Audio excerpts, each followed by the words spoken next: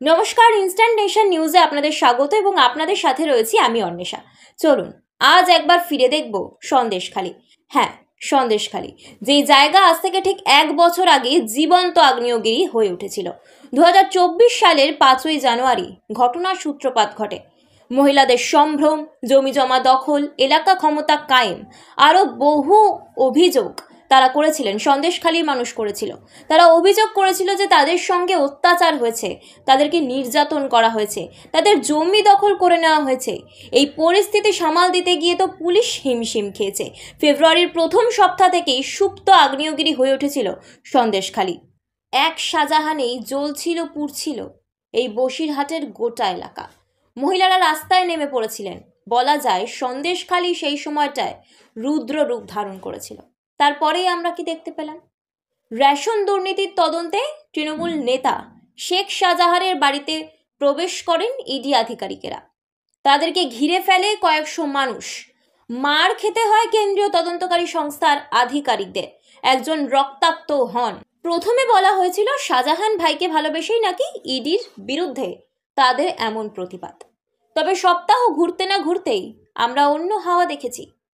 শেখ শাহজাহানের সাগরেদ শিবু হাজরা উত্তম সর্দারের বিরুদ্ধে নানান অভিযোগ আনে, বিস্ফোরক অভিযোগ আনে।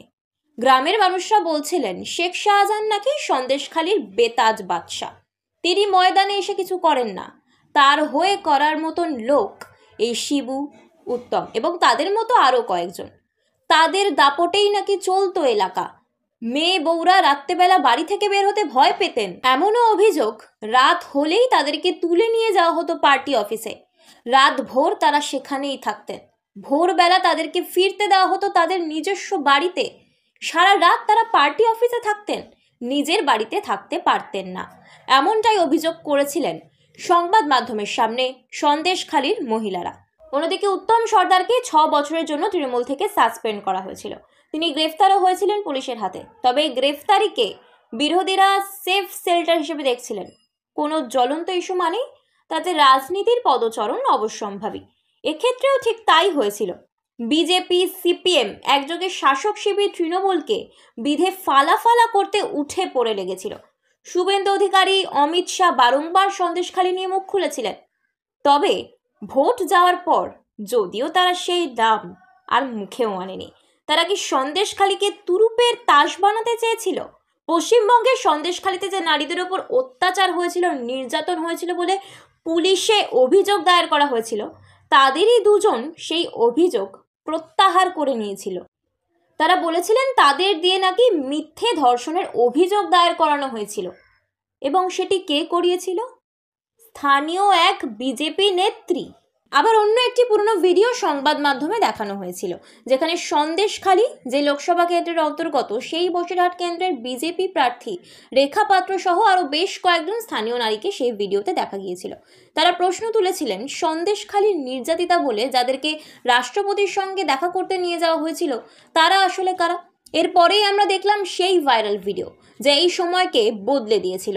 ভিডিওতে দেখা যায় এক ব্যক্তি গোপন রহস্য ফাঁস করছেন, যিনি বিজেপি নেতা গঙ্গাধর কয়াল বলে চিহ্নিত হন। যদিও পরে অবশ্য তিনি বলেছিলেন এই ভিডিও, তার এই ভাইরাল ভিডিও নাকি পুরোটাই ষড়যন্ত্র, উন্নত প্রযুক্তির কারসাজি। কিন্তু গঙ্গাধর কয়ালের সেই ভাইরাল ভিডিওতে কি ছিল আপনাদের হয়তো মনে আছে, আমি আরও একবার মনে করিয়ে দিই। তাকে বলতে শোনা গিয়েছিল, যা করি শুভেন্দুদার নির্দেশে করি, শুভেন্দু অধিকারীর নির্দেশে করি। শুভেন্দুদা আমাকে সাহায্য করেন। শুভেন্দুদা বলেছেন এটা না করলে তাবর তাবর লোকেদের গ্রেফতার করা যাবে না, আমরাও এখানে দাঁড়াতে পারবো না। শুভঙ্কর গিরি নাকি তাকে বলে দিত এটা করতে হবে, ওটা করতে হবে। ধর্ষণের অভিযোগ কিভাবে কোথায় করতে হবে তাকে বলে দেওয়া হতো, সেই মতো তিনি কাজ করতেন। কিন্তু এখানেই প্রশ্ন উঠে আসে, মহিলারা কি করে রাজি হলো মিথ্যে অভিযোগ করতে? এই প্রশ্ন গঙ্গাধর কয়ালকে করাতে তিনি উত্তরে বলেন, আমরা যা বলেছিলাম মহিলারা তাই করেছে। আমরা বলেছিলাম মহিলাদের, যদি আপনারা মিথ্যে অভিযোগ না লেখান তবে আপনাদের এই যে আন্দোলন তা সফল হবে না কখনো। কিন্তু আসল সত্যি কি হয়েছিল সন্দেশখালীতে তা এখনো অজানা, কারণ ভাইরাল ভিডিও আদতেও সত্যি না মিথ্যে তা এখনো জানা যায়নি।